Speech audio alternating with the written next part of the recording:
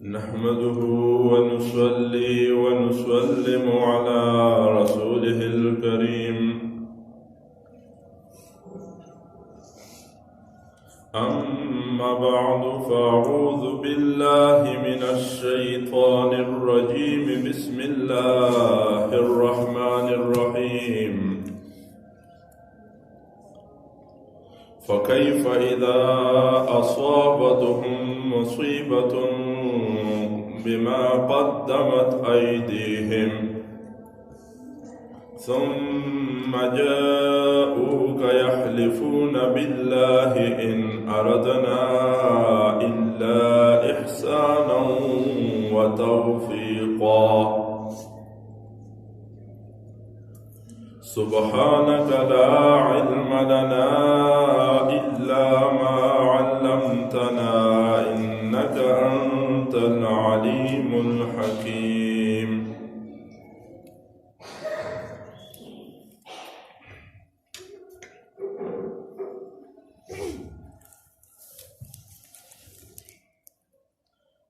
آج ہمارا درس سورہ نساء آیت نمبر 62 سے ہے۔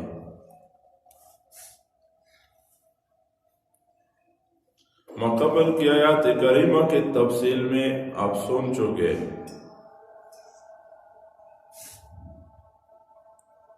کہ ایک منافق اور یہودی کے درمیان تنازع پیدا ہو گیا۔ اس بات کی فیصلہ یہودی کا کہنا یہ تھا کہ نبی آخر زمان کے پاس لے جائیں گے، اور منافق نے زور دیا کہ نہ کعب ابن اشرف کی طرف لے جائیں گے۔ بالآخر نبی کریم صلی اللہ علیہ وسلم کے پاس آئے۔ نبی علیہ السلام نے جانبین گفتگو سنی تو یہودی کے حق میں فیصلہ فرمایا، وہ حق پہ تھا۔ منافق نے کہا کہ آپ چلتے ہیں ابو بکر کی عدالت میں۔ ابو بکر نے بھی وہی فیصلہ جو جناب رسالت مآب صلی اللہ علیہ وسلم نے کیا تھا اسی طرح فیصلہ فرمایا۔ منافق راضی نہ ہوا، اس نے زور دیا کہ آپ عمر فاروق کے پاس چلیں گے۔ سیدنا عمر فاروق رضی اللہ تعالیٰ عنہ کو پتہ چلا کہ یہ تو نبی کریم صلی اللہ علیہ وسلم کے فیصلے پر راضی نہیں اور میرے پاس آیا ہے، تو تلوار اٹھایا اور اس منافق کی سر کو قلم کر دیا۔ تو یہاں پر اللہ رب العالمین اس حال کو بیان فرماتے ہیں کہ یہ دیکھو، یہ مصیبت جو تم میں پہنچی تمہارے اعمال بعد کی وجہ سے، تمہارے نفاق کی وجہ سے۔ فَكَيْفَ إِذَا أَصَابَتْهُمْ، پھر کیا حال ہو، اِذَا أَصَابَتْهُمْ جب پہنچے انہیں مصیبت، کوئی مصیبت، بِمَا قَدَّمَتْ أَيْدِيهِمْ بسبب اس کے کہ جو کیا انہوں نے اپنے ہاتھوں، یعنی منافقین کو ان کے اعمال بعد کی وجہ سے یہ مصیبت پہنچی۔ یہاں تک کہ ایک آدمی ان کا قتل ہوا، سیدنا فاروق اعظم رضی اللہ تعالیٰ عنہ کے ہاتھوں۔ تو باقی منافقین شرمسار ہوئی اور نبی علیہ السلام کے پاس آئے۔ ثم جاؤک یحلفون، پھر آئے آپ کے پاس، یحلفون باللہ، قسمیں اٹھاتے ہوئے اللہ کی، اور کیا کہا، ان اردنا الا احسانا وتوفیقا، ہم نے جو کچھ کیا اس سے ہمارا مقصود احسانا بلائی، وتوفیق اور باہمی تعلق جوڑنا ہی تھا۔ یہ دو آدمیوں کا آپس میں تنازع ہے، بس ان کا کسی طریقے سے اتفاق آ جائے۔ تو سیدنا فاروق اعظم رضی اللہ تعالی عنہ نے جب بشر نام منافق کو قتل کیا، دوسری منافقین شرمسار ہوئی، ان کا جو حسلت تھا، حسلت بعد وہ عیان ہو گئی۔ نبی کریم صلی اللہ علیہ وسلم کے فیصلے پر راضی نہیں تھے، تو باقی منافقین آئے نبی علیہ السلام کے پاس کہ اگر ہم آپ کی طرح فیصلہ لے کر نہیں آ رہے تھے، تو اس کا مقصد یہ نہیں ہے کہ ہم آپ کے فیصلے پر راضی نہیں ہیں، بلکہ آپ کا جو فیصلہ ہے وہ تو حق پر ہوتا ہے، اور حق کا فیصلہ یہ تو ایک جانب ہوتا ہے، جو حق پر ہوتا ہے اسی کے حق میں ہوتا ہے، اور ہمارا مقصد یہ تھا کہ دونوں کا کچھ خیال رکھا جائے، اس لیے ہم اس یہودی کے پاس اس فیصلے کو لے جانا چاہتے تھے۔ آپ کا جو فیصلہ ہے اس میں تو رد البدل نہیں ہوتا ہے، جو حق میں ہوتا ہے اسی کے حق میں ہوتا ہے، لیکن ہمارا مقصود یہ تھا کہ دونوں کا کچھ خیال رکھا جائے، یہ بھی راضی وہ بھی راضی۔ منافقین کا یہ خصلہ تھے کہ وہ تو دین اور شریعت کے اتباع کو مد نظر نہیں رکھتے۔ دو آدمیوں کے درمیان تنازع تھا، ایک آدمی نے حل کیا، حل ہونے کے بعد فیصلہ سنانے کے بعد ایک کو کہا کہ آپ کا بھی کچھ لحاظ کیا، دوسرے کو کہا کہ تیرا بھی کچھ لحاظ کیا، ایک تیسرا آدمی اٹھ کھڑا ہوا اور اس نے کہا کہ اللہ کے لیے کچھ بھی نہیں ہے، دین اور شریعت کا اتباع نہیں ہے۔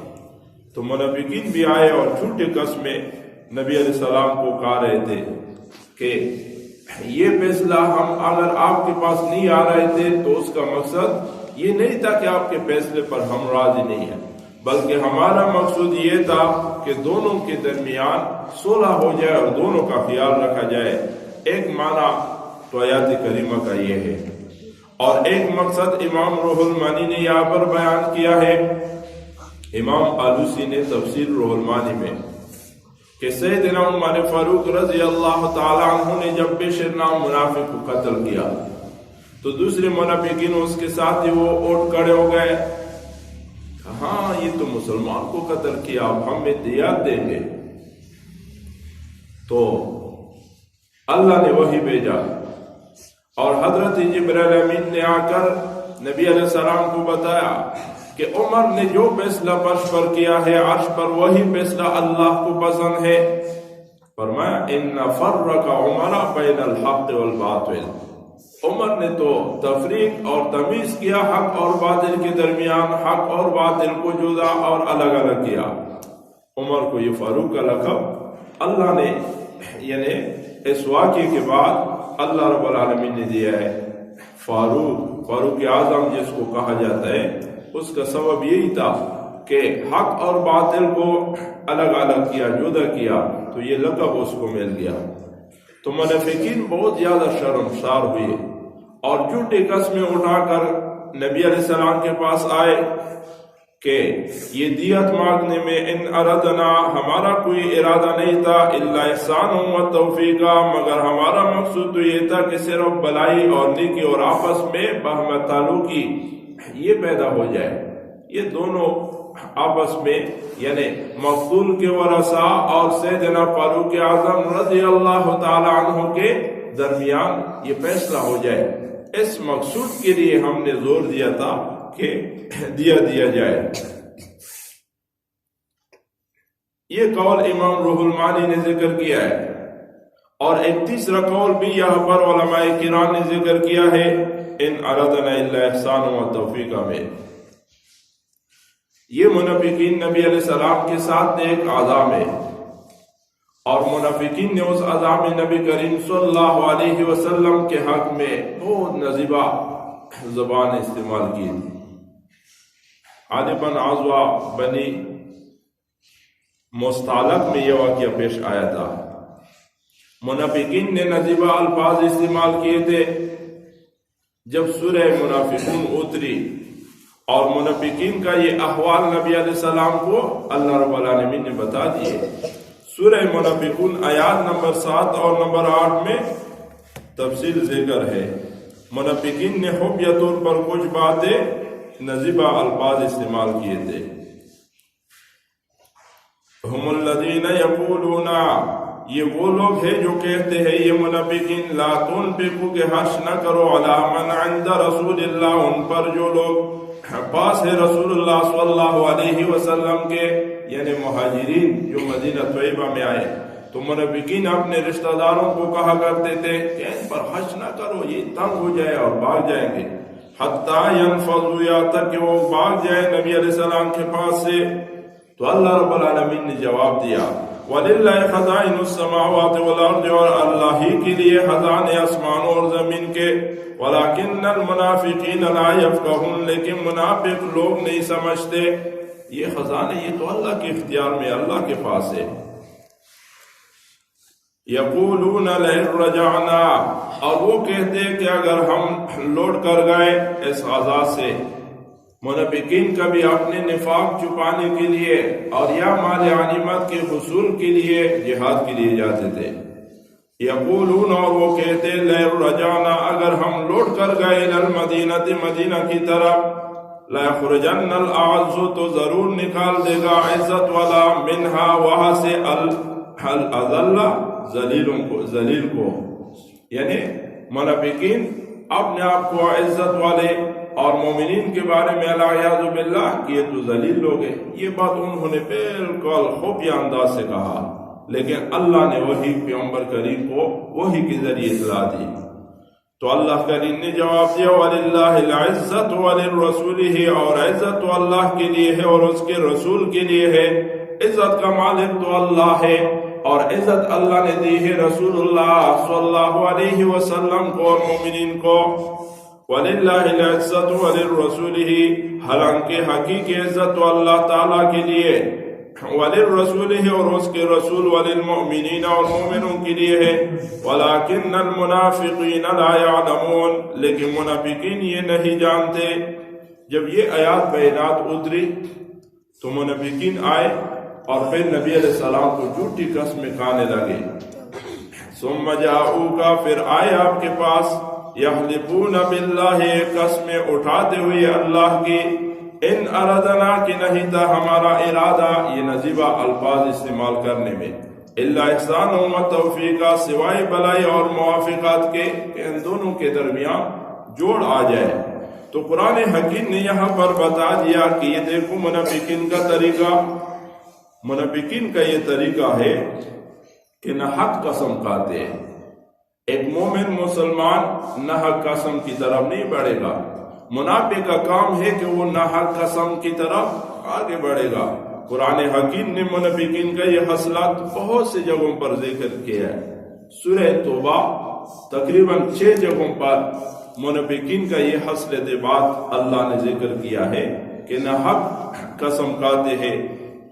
سورہ توبہ آیات نمبر 42 میں ذکر ہے منافقین کا خصلت کہ نہ حق قسم کھاتے ہیں اور نہ حق قسم کی طرف آگے بڑھتے ہیں۔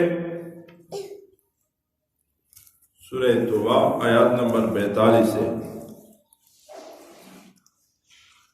لو کان عرضا، اگر ہوتا دنیاوی مال، قریبا جلدی حاصل ہونے والا، وسفرا قاصدا، اور سفر بھی آسان، لتبعوک، تو وہ منافق آپ کے پاس ہو لیتے۔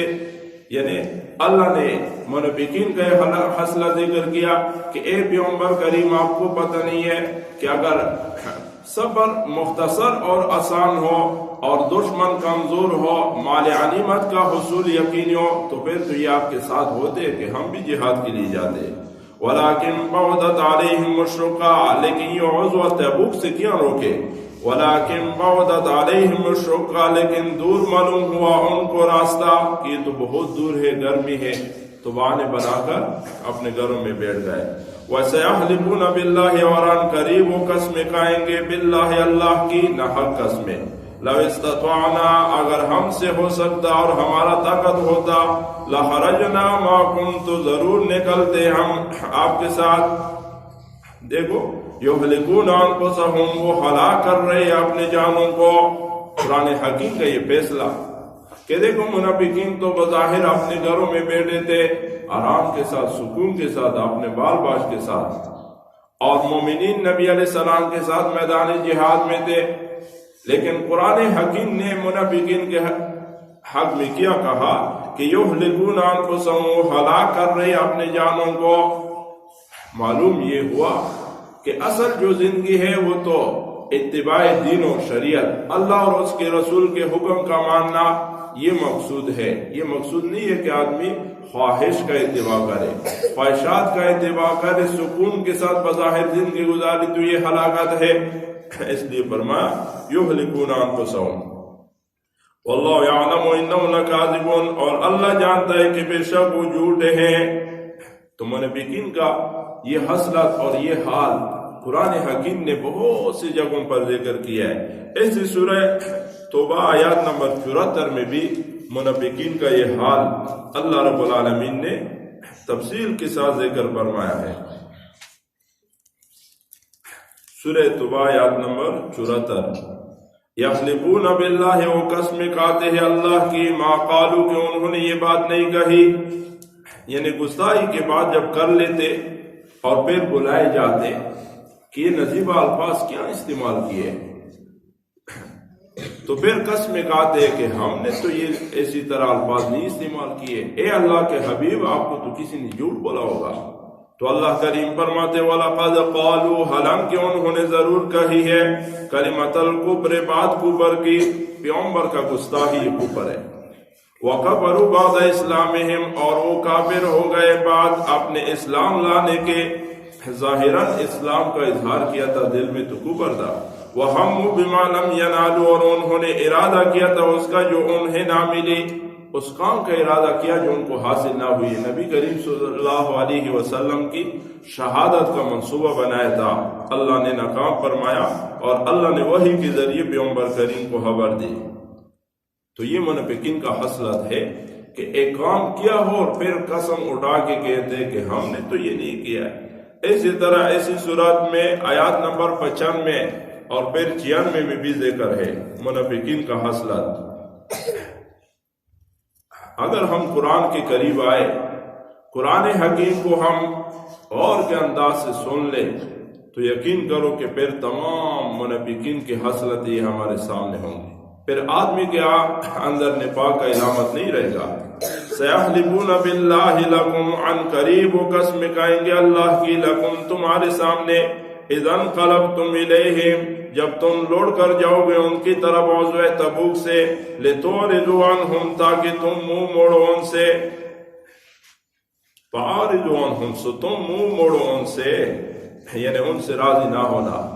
اور اسی طرح آیات نمبر 96 میں بھی پھر یہی ذکر ہے، یحلفون لکم وہ قسم کھائیں گے تمہارے سامنے، لترضوا عنہم کہ تم راضی ہو جاؤ ان سے جھوٹی قسم کی وجہ سے، لیکن اللہ کریم فرماتے فَإِن تَرْضُوا عَنْهُمْ سو اگر تم راضی بھی ہو جاؤ ان سے، فَإِنَّ اللَّهَ لَا يَرْضَى تو بلا شبہ اللہ تعالی راضی نہیں ہوگا، عَنِ الْقَوْمِ الْفَاسِقِينَ ان لوگوں سے جو نافرمان ہیں۔ تو یہاں پر بھی اللہ نے سورہ نساء میں منافقین کا یہ حسرت ذکر کیا کہ دیکھو انہوں نے ایک کام تو کیا غلط کام، لیکن پھر اپنے غیب کو چھپانے کے لیے قسم اٹھا کر آپ کے پاس آئے کہ ہم نے تو ایسا نہیں کیا، ہمارا مقصد تو یہ نہیں تھا۔ ثم جاؤک یحلفون باللہ پھر آئے آپ کے پاس، یحلفون باللہ قسمیں اٹھاتے ہوئے اللہ کی، ان ارادنا کہ نہیں تھا ہمارا ارادہ، یعنی یہ باطل کی طرف اپنا فیصلہ لے جانے میں، الا احسان و توفیقا سوائے بلائی اور موافقات کے، کہ بس دونوں کے درمیان جوڑ پیدا ہو جائے، دونوں کا خیال رکھا جائے۔ یا منافقین نے دیات مانگا کہ فاروق اعظم نے ہمارا آدمی قتل کیا ہے، تو وہی کے ذریعے جب معلوم ہوا کہ اللہ کو یہ فیصلہ پسند ہے تو پھر وہ شرمسار ہوئے، اپنے شرمساری کی وجہ سے کہا کہ ان اردنا الا احسان و توفیقا ہم نے جو کچھ کیا ہے ایسے ہمارا مقصود صرف بلائی اور باہمی تعلق جوڑنا ہی تھا کہ فاروق اعظم اور اس مقتول کے ورثاء کے درمیان صلح پیدا ہو جائے۔ باقی بھی انشاءاللہ آیات کریمہ میں تفصیل ہے، زندگی رہی تو آئندہ درس میں ذکر کریں گے۔ اللہ کریم مجھے اور آپ تمام بھائیوں کو علم عمل کی توفیق عطا فرمائے۔ واخر دعوانا الحمدللہ رب العالمین۔